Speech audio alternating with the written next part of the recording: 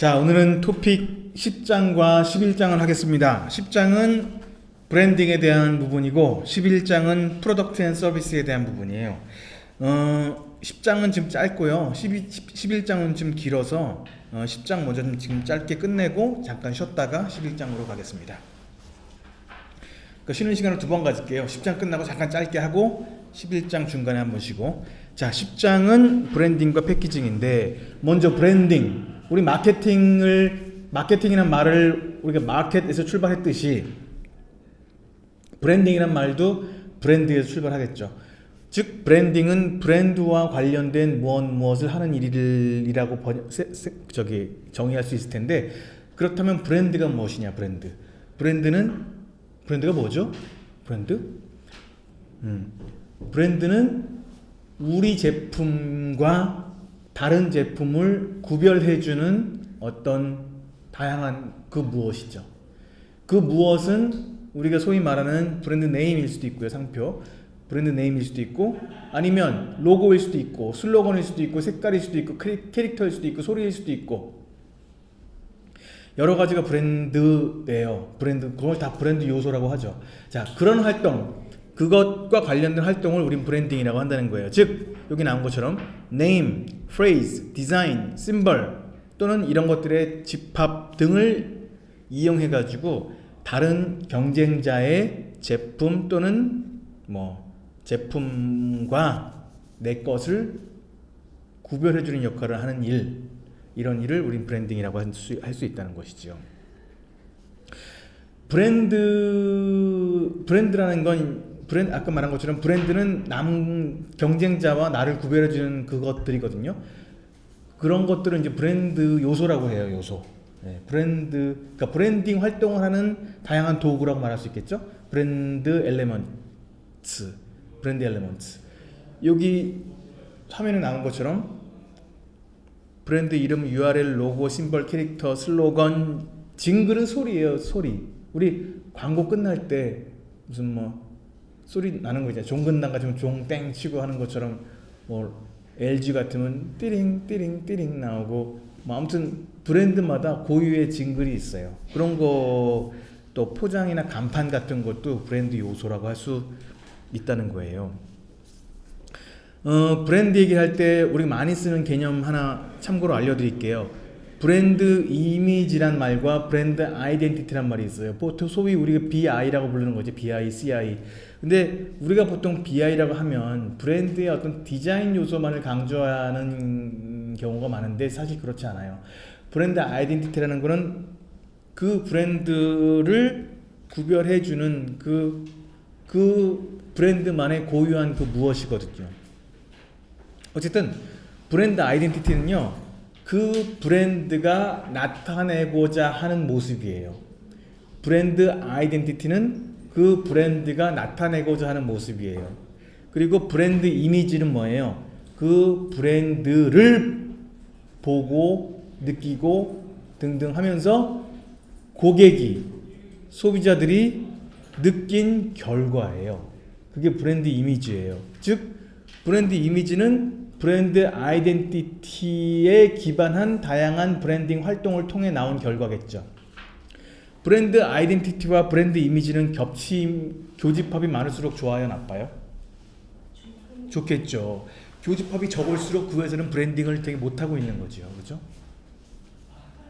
자, 브랜드 에쿼티란 말이 있어요. 브랜드 에쿼티란 말은 브랜딩에서 아주 중요한 말인데, 뭐냐면 그 브랜드 덕분에 생긴 부가적 가치를 말해요.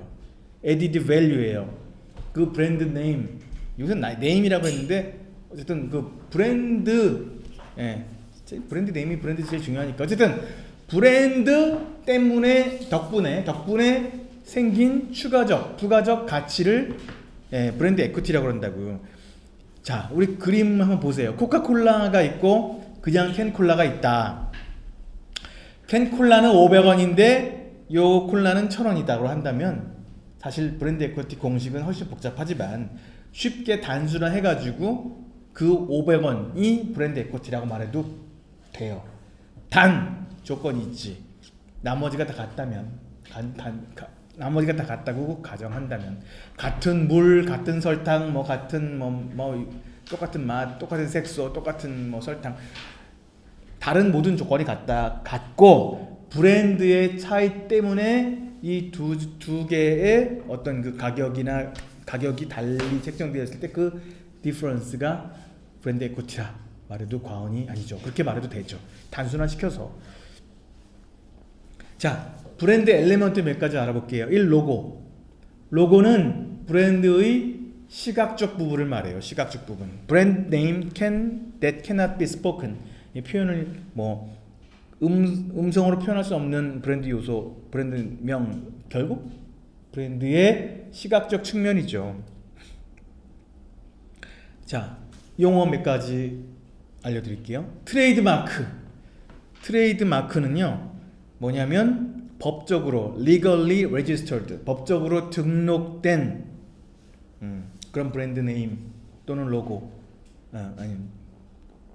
브랜드 네임 또는 트레이드 네임.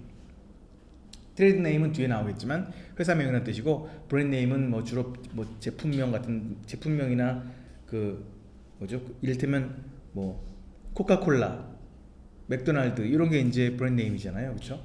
그리고 트레이드 네임은 뒤에 나오겠지만 회사의 전체 공식 명칭을 말해요. 뒤에 말씀드릴게요. 어쨌든 법적으로 등록된 어떤 그 브랜드 네임을 우리는 트레이드 마크라고 한다. 트레이드 마크는 여기 보세요. 여기 보면 PCM 위에 동그라미에 뭐라고 써 있어요? 아니요. 보시면 합니다. 보시면 R이죠. R. R이 바로 registered 트레이드 마크라는 뜻이에요. 네. 등록된 상표다. 제가 일했던 월스트리트 잉글리쉬라는 회사도 동그라미 R이 있어요. 이거는 특허관청의 주관하에 등록됐다. 국가 어떤 특허기관에 의해 인정된 상표로이다 라는 뜻이에요. 근데 스타벅스 요 위에 동그란 거 옆에 뭐라고 써 있어요? TM이죠. 이 스타벅스란 브랜드 명칭은 R인데 여기 그림은 TM이야. 스타벅스 요 동그란 그림 바뀐 거 아세요? 옛날에는 까만 테두리에 스타벅스로 써 있었던 거 아세요? 잘 모르시구나. 젊으신 분은 모르지만 한 10년 전쯤에 스타벅스 자세히 본 사람은 알죠. 요 그냥 녹색이 아니고 까만 띠가 있었어요. 까만 띠에 스타벅스 커피 인덱 써 있었거든요.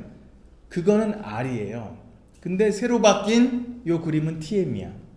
TM은요 트레이드 마크가 상표인데 등록 안 된 상표일 때, 등록 안 됐다는 뜻이에요. 등록 안 된 트레이드 마크다. R은 등록된 트레이드 마크다. 이렇게 말할 수 있겠어요.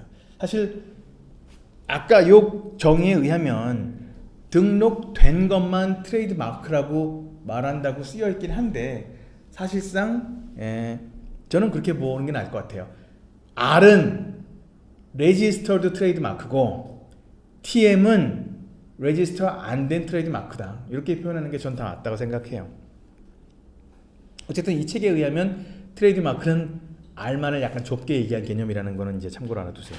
자, 어쨌든 TM과 R의 차이 아시겠죠? TM은 즉 뭐냐면 나 아직 R 못 받았어. 하지만 진행 중이야. 그러니까 내 거 따라 하지 마. 이런 뜻이 있어요.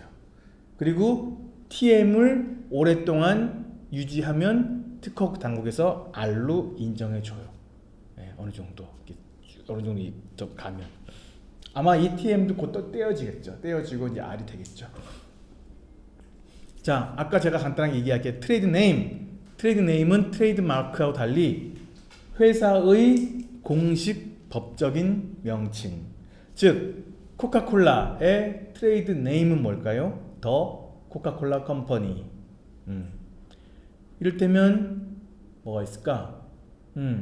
페브리즈라는 그 탈취제, 그거의 트레이드 네임은 뭐죠? P&G 뭐 또는 프록터 앤 gemble 이렇게 말할 수 있겠죠. 이게 바로 트레이드 네임이에요. The Coca-Cola Company is the more of that form. 트레이드 네임. 맞죠? 트레이드마크가 아니고. 다음 문제 브랜드 로열티예요. 브랜드 로열티는 특정 브랜드에 대해 느끼는 어떤 일종의 충성도라고 할 수 있죠. 당연히 브랜드 로열티는 높을수록 좋고요. 내가 브랜드 주인이라면 브랜드 로열티를 높이는 게 나의 뭐 궁극적인 목표라고 하긴 좀 뭐하지만 어쨌든 굉장히 중요한 브랜딩 목표일 거예요. 브랜드 로열티는 특정 브랜드를 좋아하고 favorable attitude, 호의적인 태도를 보이고 플러스 그 제품을 consistent purchase, 꾸준히 구매해 주는 거예요. 이런 거를 우린 브랜드 로열티라고 해요. 브랜드 로열티는 3단계로 이야기해요. 제일 첫 번째 제일 낮은 단계의 브랜드 로열티를 브랜드 레코그니션, 브랜드 그냥 이 브랜드를 그냥 알고 있어. 나 그 브랜드 들어봤어. 이 정도가 이제 브랜드 레코그니션이고, 그 다음이 브랜드 프레퍼런스. 프레퍼런스는 나 이 브랜드 좋아해. 좋아해. 세 번째, 브랜드 인시스턴스는 나 이 브랜드 진짜 좋아서 딴 거 안 써. 이런 뜻이에요. 즉 고집이죠. 집착이죠. 그런 뜻이잖아요. 원래 인시스턴스가. 그래서 프레퍼런스는 뭐냐면 뭐가 차이냐면 프레퍼런스는 나 시그램 좋아는 해. 근데 가게에 이거 없으면 나 트랩이 살게요. 딴 거 살 거야. 근데 브랜드 인시스턴스는 트랩이 없어? 에이씨 안 사. 이거예요. 그 브랜드 없으면 아예 구매하지 않아. 이런 정도의 로열티를 우리 브랜드 인시스턴스라고 해요. 자, 브랜드 전략 두 가지. 하나는 멀티 프로덕트고요. 하나는 멀티 브랜딩이에요. 멀티 프로덕트 브랜딩과 멀티 브랜딩. 멀티 프로덕트 브랜딩이 좌측에 있는 것처럼 하나의 브랜드를요, 다양한 비즈니스, 다양한 제품이나 서비스에 붙이는 걸 말해요. 버진이라는 원래는 70년대, 60년대에 레코드 회사의 음반 회사도 아니다. 음반 가게의 브랜드였었어요. 근데 워낙 잘 팔리고 유명해지니까 레코드 회사를 차렸다가 더 유명해져가지고 뭐 지금은 거의 뭐 준 재벌처럼 됐어요. 리차드 브랜슨이라는 영국 약간 괴짜 같은 그 아저씨가 하는 거죠. 어쨌든 없는 게 많지만 어쨌든 항공, 무슨 뭐 철도, 택시, 오토바이, 뭐 코믹스, 음반 등등. 우리 에어아시아도 얘네 자본이 들어가 있는 글자체가 비슷하잖아요. 얘네하고 그죠? 약간 어쨌든 그런 거죠. 그게 이제 버진이고요. 버진은 되게 다양한 프로덕트에 버진이라는 말을 쓰죠. 이런 경우를 멀티 프로덕트 브랜딩이라고 해요. 옆에 P&G는요 제품마다 다른 브랜드를 쓰죠. 페브리즈, 오랄비는 치약, 칫솔, 그죠? 크레스트는 치약, 스코프는 구강청정제, 가그린 같은 거죠. 그다음 뭐 이런 식이에요. 뭐 샤민, 질레트, 올드스파이스, 펜틴 샴푸, 헤드앤숄더 이런 것처럼 제품별로 브랜드를 따로따로 가져가는 거를 멀티 브랜딩이라고 하죠. 멀티 프로덕트 브랜딩은 다른 말로 패밀리 브랜딩이라고 해요. 패밀리 브랜딩. 그 다음에 멀티 브랜딩, 제품별로 다양한 브랜드를 쓰는 거를 다른 말로 individual branding, a branding strategy in which each product is given a different name. 다른 네임을 쓰는 전략을 individual branding이라고 한다. 그 다음에 브랜딩 스트래티지는 또 두 가지가 있는데 하나는 프라이빗 브랜딩과 믹스드 브랜딩이 있어요.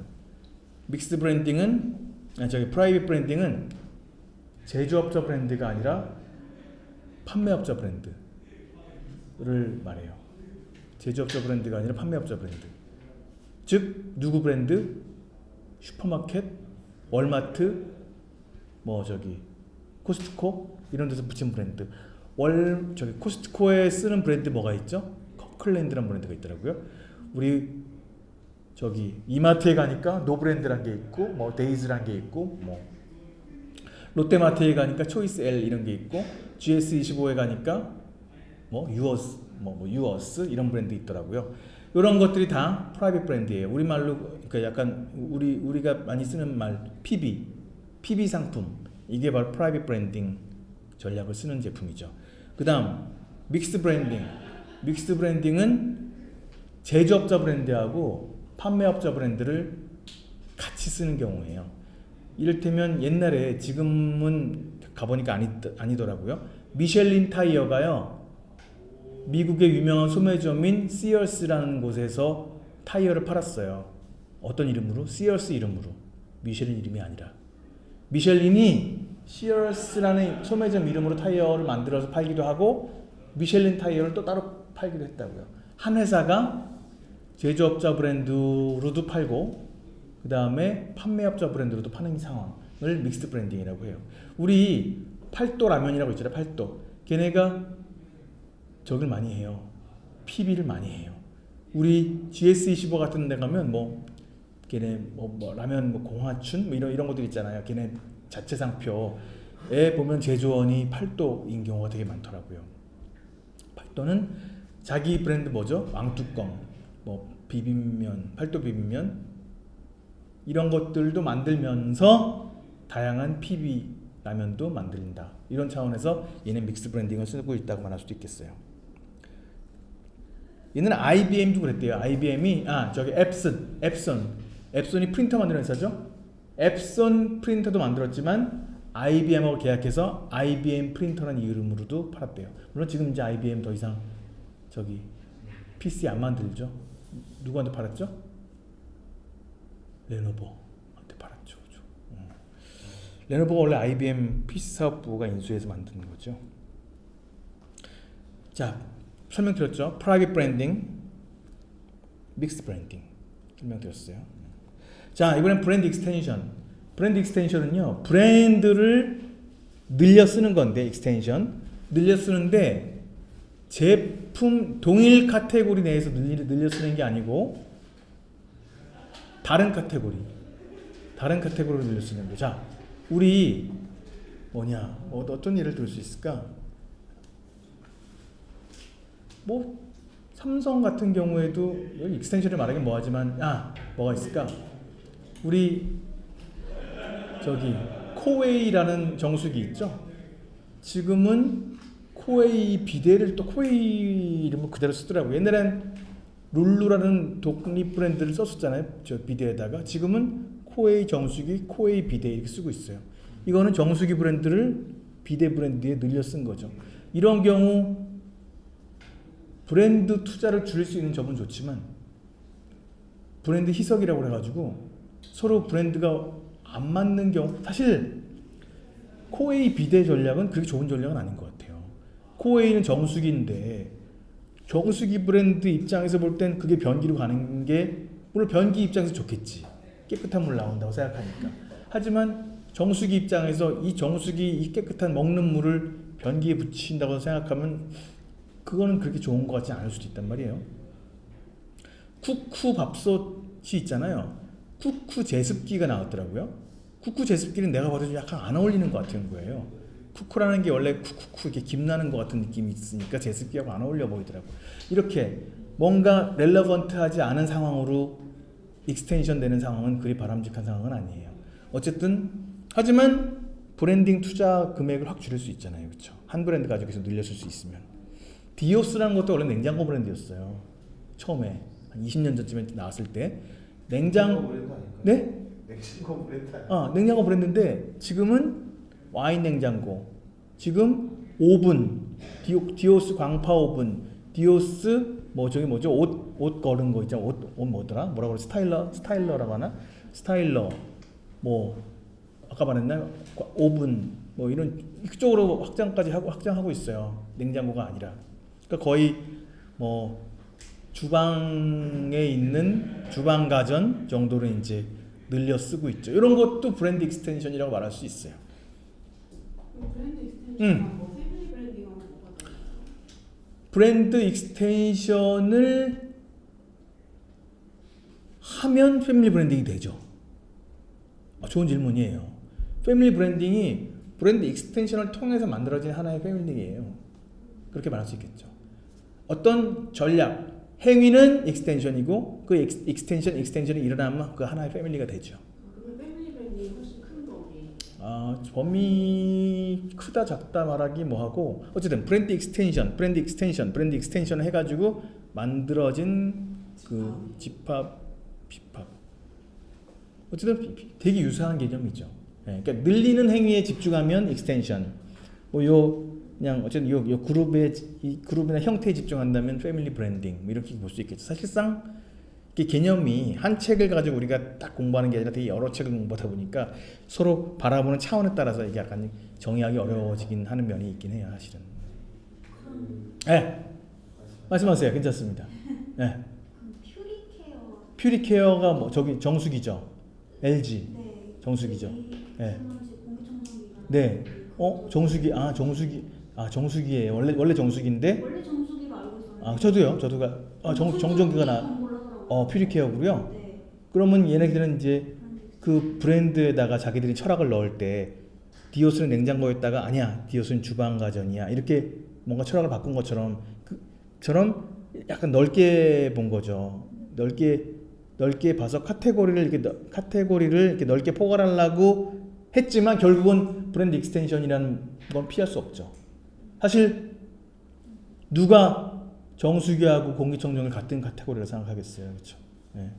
근데 그 같은 카테고리처럼 보이기 위해 뭔가 나름 LG는 노력을 하겠죠, 그렇죠? 뭔가 깨끗함, 이런 무슨 등등 헬시 이런 거를 좀 가미해가지고 유사성을 키우겠죠. 왜냐하면 브랜드 익스텐션은 그리 좋은 전략이라고 받아들이지는 않거든요. 그래서 그러니까 냉장고 이외로 가기 위해 디오스라는 걸 재정의하고 이 재정의한 게 억셉트 되기 위해 활동을 한단 말이에요. 퓨리케어도 그런 활동을 하겠죠. 어쨌든 브랜드 익스텐션 맞아요. 죄송한데 빨리. 네? 그 대기업들이 네. 문어발식으로 많이 하잖아요. SK가 네. 동양 매직 거 인수하지 않나요? 네. 네. SK SKG 매직이라고 그러죠. 그런 경우에는 네. 동양 매직이 가지고 있던 많은 프로덕트, 동양 매직 해갖고 가전이 많이 있지 않나요? 가스레인지. 예, 있죠. 예, 이것도 브랜드 확장으로 봐야 돼요. 기업명은 잘 모르겠어요. 지금 제품과 서비스 얘기할 때는 이 말이 좀 잘 어울리는데 기업명 삼성전자가 삼성전기, 삼성화재, 삼성생명 이렇게 하는 것도 브랜드 익스텐션이 아닌 건 아니지만 또 기업명 차원에서는 그런 명칭을 잘 안 쓰는 것 같아요. 네, 아무튼 그렇습니다. 자, 코브랜딩은 두 브랜드 이상의 것을 two or more 브랜드를 함께 쓰는 거예요. 그래가지고 그 제품의 가치를 높이는 거죠. 그래서 이를테면 예를 들 수 있을까? 레고 겨울왕국 이런 거 있잖아요, 그죠? 겨울왕국도 유명하고 레고도 유명하니까 두 개가 시너지 해가지고 잘 나오는 것처럼.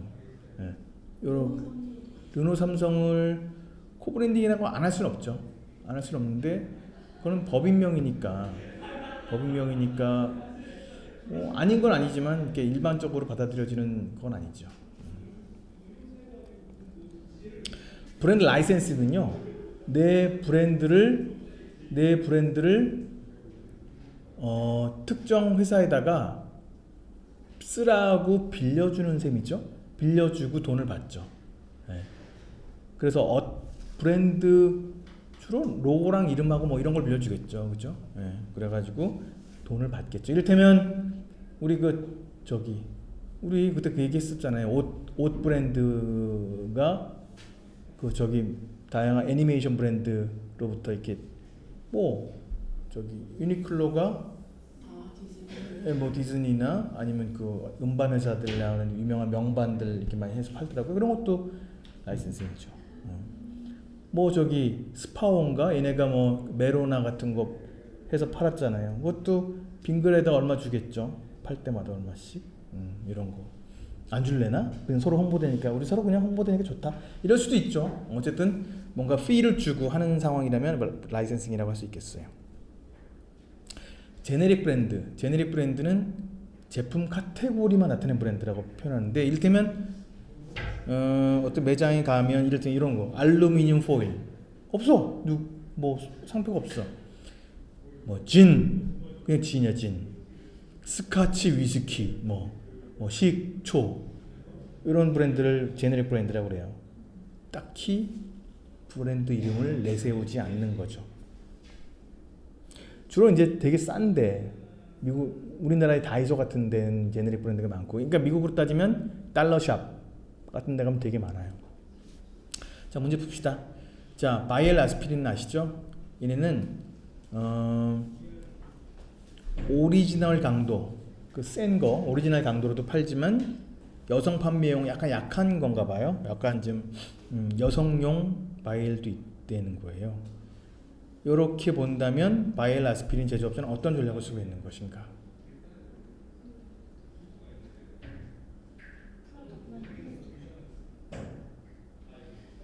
뭘까요?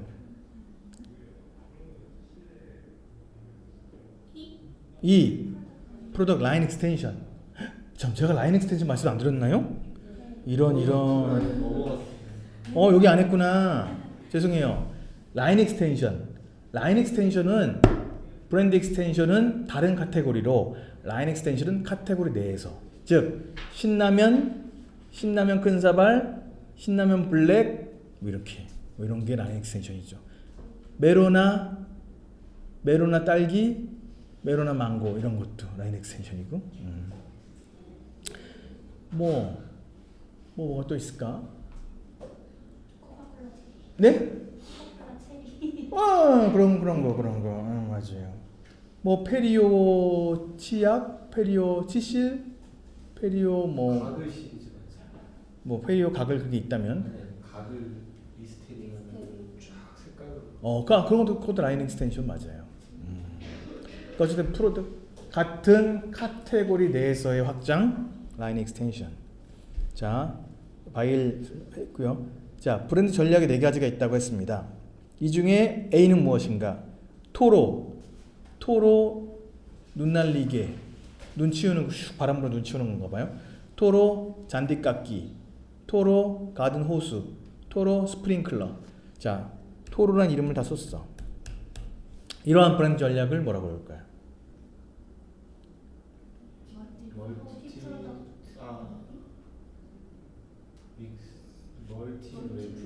멀티 브랜딩. 멀티 브랜드. 멀티 프로덕트일까요? 멀티 브랜딩일까요? 멀티 프로덕트. 그렇죠. 한 브랜드를 다양한 제품에 적용하는 거. 멀티 프로덕트 브랜드. 내가 더 헷갈리네. When firms use is a policy of naming each product differently. 각각의 제품에 다른 이름을 붙이는 전략을 무슨 브랜딩이라고요? 무슨 브랜딩? Individual branding.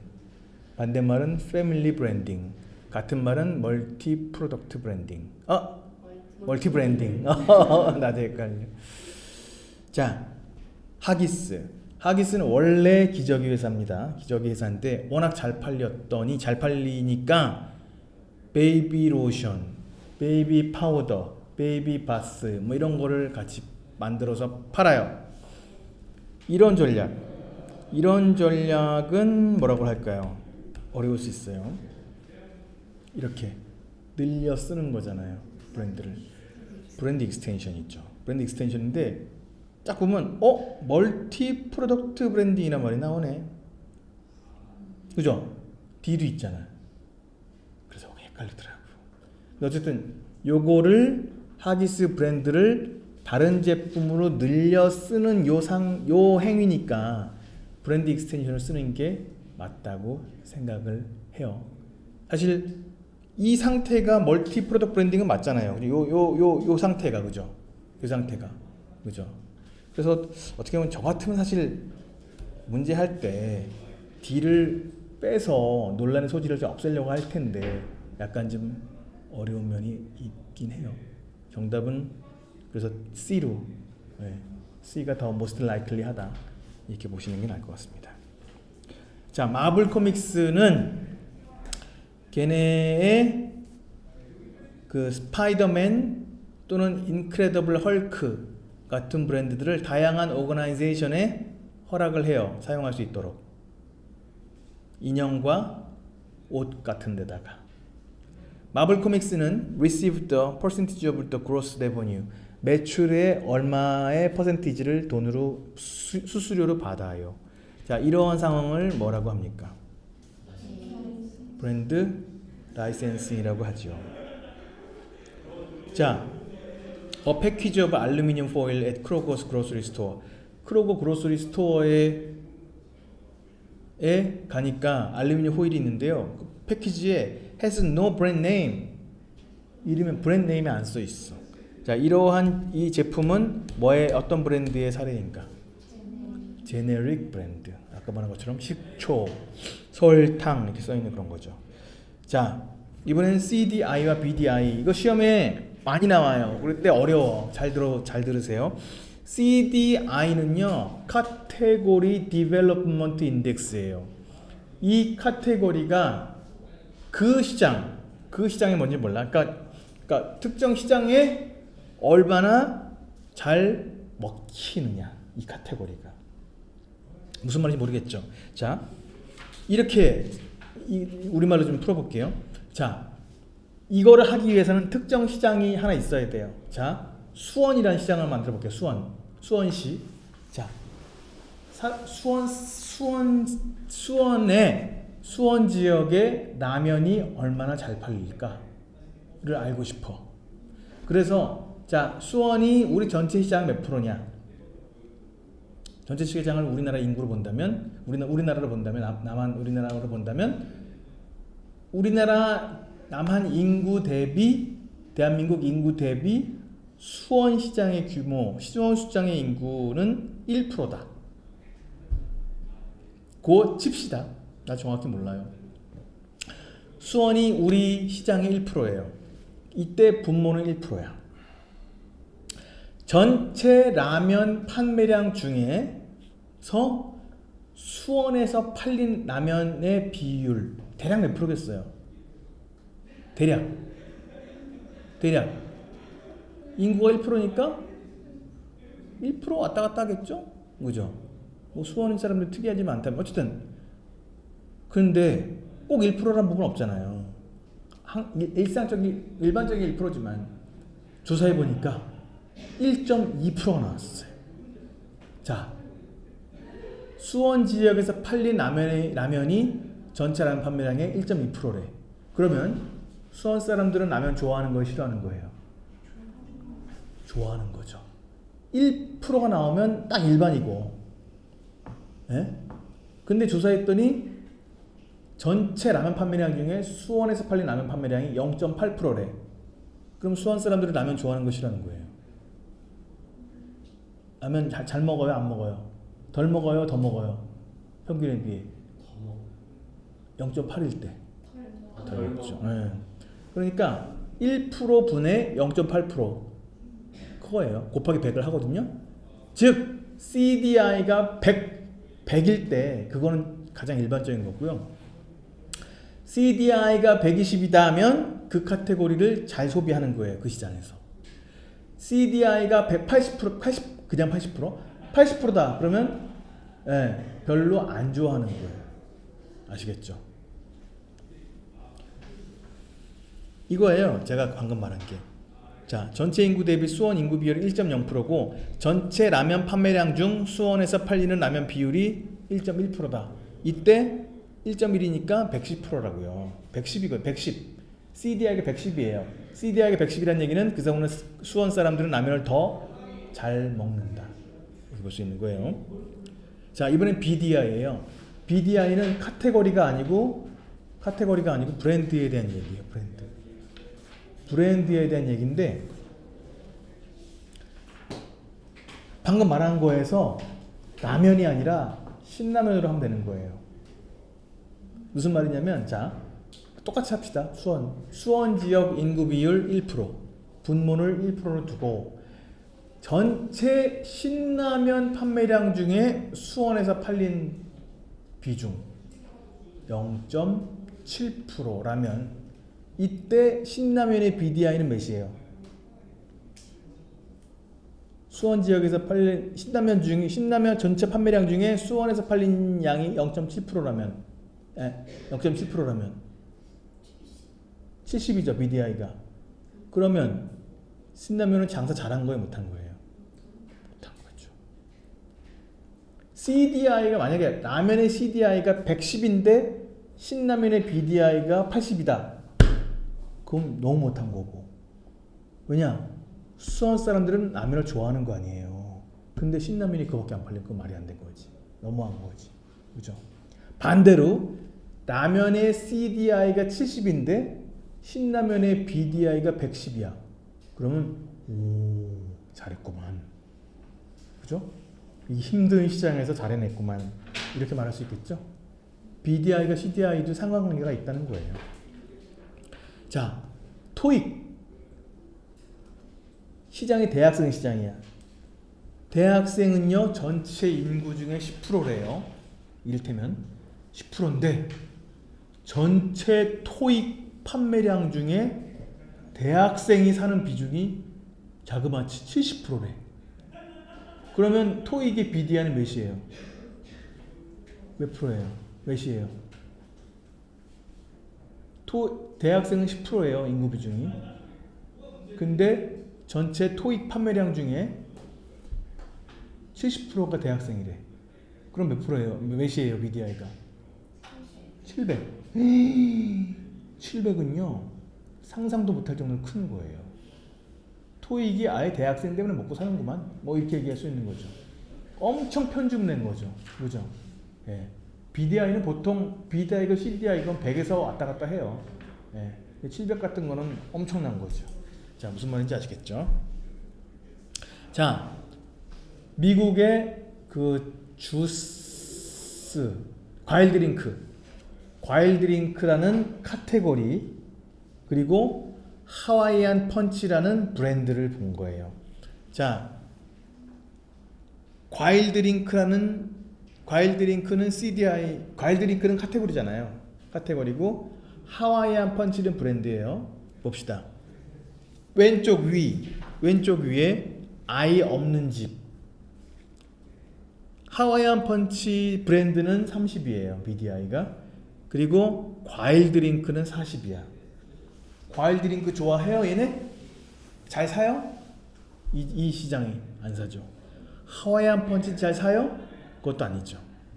오른쪽 위 아이가 13세에서 18세예요. 중고딩이네. 중고딩 아이가 있는 집이에요. 과일 드링크 CDI가 120이야. 과일 드링크 잘 먹어요? 잘 먹네. 근데 하와이안 펀치 BDI가 90이야. 좋아해요? 잘 안 팔리네. 그렇죠? 자, 왼쪽 밑에 아이가 6세 이하인 집이에요.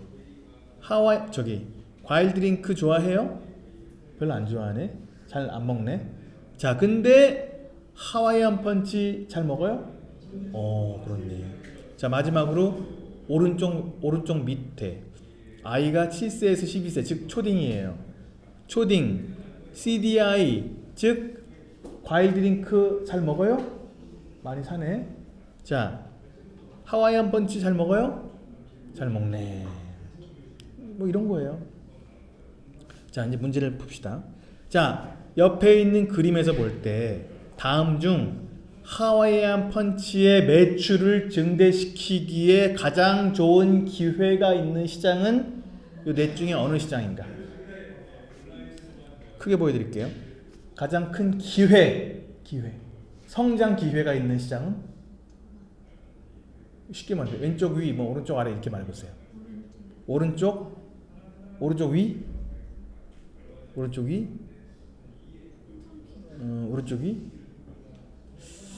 왼쪽 아래 아니에요? 왼쪽 아래? 네, 왜냐면 시장은 잘 왼쪽 아래 BDI가 높고 CDI가 낮은데요? 왼쪽 아래 오른쪽 아래? 오른쪽 아래? 그러니까 시장이 넓고 차점은 비율이 높으니까. 오른쪽 아래? 네. 아까 오른쪽 위 한 분 계신가요? 오른쪽 위? 아직 안 계셨나? 자, 오른쪽 아래도 이상하잖아요. 왼쪽 아래. 그러니까 오른쪽 아래도 틀린 건 아닌데 격차가 커지는 거 아니에요, 더. 기회가 많아. 네. 오른쪽 위 격차 크잖아요. 30이지 30. 그죠? 과일 드링크 좋아해. 근데 우리 거 안 먹는 거 얘기는 열심히 하면 더 팔 수 있겠구만. 그죠? 네. 물론 아유 너네가 후져.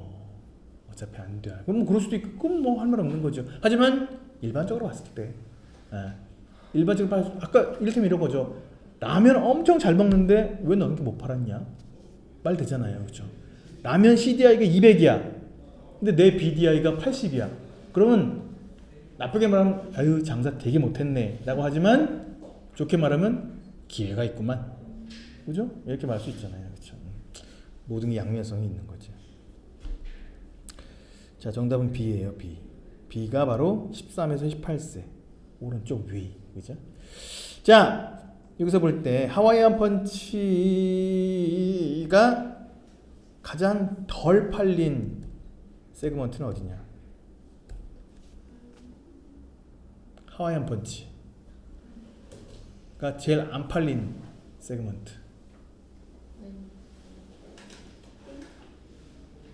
왼쪽 위아래. 왼쪽 위. 그렇죠. 30밖에 못 팔았잖아. 제일 덜 판 건데. 근데 곰곰이 생각하면 이 문제는 약간 좋은 문제는 아니에요. 왜냐면 4개의 세그먼트의 규모가 똑같다고 가정을 해야지. 그죠? 만약에 이 왼쪽 위 시장이 엄청 커. 애를 안 낳아서 요새. 그렇다면 BDI가 비록 30이지만 총량은 클 수 있어요.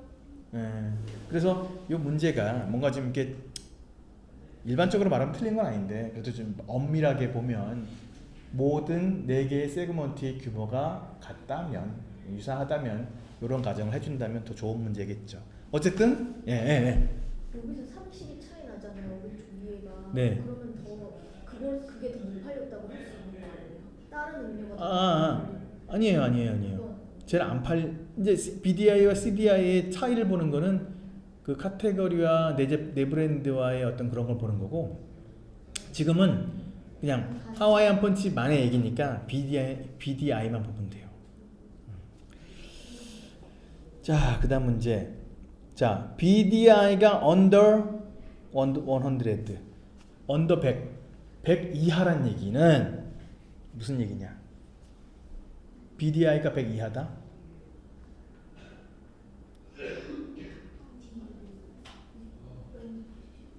D, weak brand position. 맞아요? 맞죠. 자, 그렇습니다. 자, 이번엔 패키지와 레이블링에 대해서 공부하죠. 패키지와 레이블링은 패키지는 포장, 레이블링은 포장의 일부인데 요거예요. 자, 이 전체가 패키지예요. 이 전체가 패키지예요. 뚜껑 어딨니? 요거까지 해서 다 패키지예요. 패키지. 이게 패키지예요. 패키지 또는 패키징이라고 해요. 근데 레이블은 뭐예요? 레이블은 바로 요 부분 막 글씨 써 있는 부분 어벤져스 써 있는 부분, 닥터 스트레인지 써 있는 부분, 천연 레모니아 이게 써 있는 요런 커뮤니케이션 부분이에요. 이런 걸 레이블이라고 하는 거예요. 봅시다. 패키징 한마디로 컨테이너예요. 컨테이너가 무슨 우리 수입 수출하는 컨테이너 말고 뭐가 담긴 통, 담긴 그릇, 컨테이너가 바로 패키징이다. 레이블은 그 브랜드 제품을 알아보게 해주고 그 다음에 who made it, 제조원이 누구며 where and when it was made, 언제 만들었으며 어디서 만들었으며 공장 나오잖아요. 그죠? 제조일자 나오고 how it is to be used, 사용법도 나올 수 있죠. 라면 같은 거 보면 조리법 나오잖아요. 이런 부분을 뭐라고 그런다? 레이블, 패키지 컨텐츠까지 이 포장재 종류, 폴리에틸렌 이런 거 나오잖아요, 그렇죠? 이런 게 바로 레이블이다. 레이블은 여기 약간 그 문제의 소지가 있는 말이 나와서 Labels can be very expensive. 레이블이 뭘 비싸게. 콜라 딱지 하나 뭐 비싸다는 얘기는 아마 디자인 비용을 얘기하지 않을까 싶어요. 네. 레이블을 예쁘게 만들어야 하잖아요, 그죠? 레이블은 비쌀 수 있다. 하지만 소비자가 그 제품을 보는 첫인상이니까 매우 중요하다라고 한 거 보니까 레이블의 그 디자인 비용을 얘기하는 것 같아요. Very expensive 하는 게 사실 뭐 요 껍데기 하나가 비싸봤자 얼마나 비싸. 1원도 안 해야겠다, 그죠? 예. 어쨌든 비싸다는 얘기는 요 디자인을 잘하기 위한 비용이 비싸고 그런 얘기를 하고 있는 것처럼 보여요. 자, 패키징과 레이블링을 통한 고객 가치. 자, 패키징 레이블링 어떤 가치 줘요? 예. 먼저 커뮤니케이션 베네핏. 뭘 알려줘요? 시그램, 레몬, 몇 미리 이런 거 알려주잖아요. 영양 성분 뭐 이렇게 알려주잖아요. 두 번째, 펑셔널 베네핏. 이건 어떤 펑션이 있어요? 이 패키지는 깨지지 않아. 또 가벼워. 또 보관하기 편해. 뭐 등등. 오케이. 세 번째 마지막 perceptual benefit. 뭔가 이미지적인 거예요. 오, 이게 코카콜라에서 만들어 온 거더니 병이 이렇게 호리호리한 게 저기 같구만. 코카콜라 모양이구만. 이런 perception, 그렇죠? 뭐 사실 여기서 뭐 대단한 perception은 없지만 뭔가 고급스럽고, 네, 우리 뭐 무슨 뭐 비싼 그 티파니 앤 컴퍼니에 나오는 어떤 보석 세트 이런 거 패키징 이쁠 거 아니에요. 이런 거, 야, 되게 고급스럽구나. 이런 느낌, 이런 게 이제 퍼셉츄얼한 베네핏을 주는 거지요. 우리 선물 세트 같은 것도 막 위에 막 실크 막 돼 있고 하긴 뭐 그런 거 있으면 좋아 보이잖아요. 그런 베네핏은 퍼셉츄얼 베네핏이다. 자, 용어 몇 가지 보고 가시죠. 쉘프 라이프. 쉘프는 뭐예요? 선반이죠. 매대. 라이프니까 매대에 진열할 수 있는 시간이에요. 즉 한마디로 말하면 유통기한이죠. 유통기한. 자, packaging that provides convenience, product quality, protection or storage 등등을 제공하는 패키징은 어떤 베니핏을 주는 거예요? 어떤? 펑셔널이죠. 맞습니다. 여기까지가 10장 프로덕트 앤 서비스였습니다.